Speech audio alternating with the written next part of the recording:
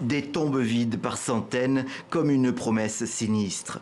Au cimetière de Villa Formosa, à Sao Paulo, les employés municipaux creusent sans cesse la terre rouge.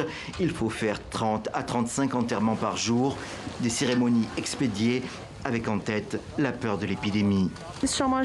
Ils nous appellent 5 par 5 pour faire 5 enterrements à la suite. On ne peut pas faire de veillée funèbre, on ne peut rien faire. Le corps est transporté directement de l'hôpital jusqu'ici. On ne peut même pas vêtir le défunt, on ne peut pas lui donner un enterrement digne. Cette semaine, le nombre de décès a dépassé les 1000 morts par jour. En nombre de cas recensés, le Brésil est en passe de rattraper la Russie au 2e rang mondial. Et les perspectives restent sombres. Nous redoutons une augmentation des cas dans les prochains mois à cause des facteurs saisonniers. Pas seulement nous, mais tous les responsables de la santé du sud du pays. Après Sao Paulo, le 2e foyer du pays est Rio de Janeiro, où le nombre de cas a beaucoup augmenté ces derniers jours. Ici encore, ce sont les autorités locales qui sont en première ligne, instaurant un confinement ou, comme ici, inaugurant un nouvel hôpital de campagne.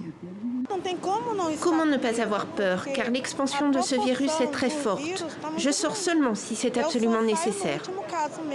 De son côté, le gouvernement fédéral a pris une mesure, recommander l'usage de la chloroquine pour les patients légèrement atteints, alors que son efficacité est contestée par plusieurs études médicales.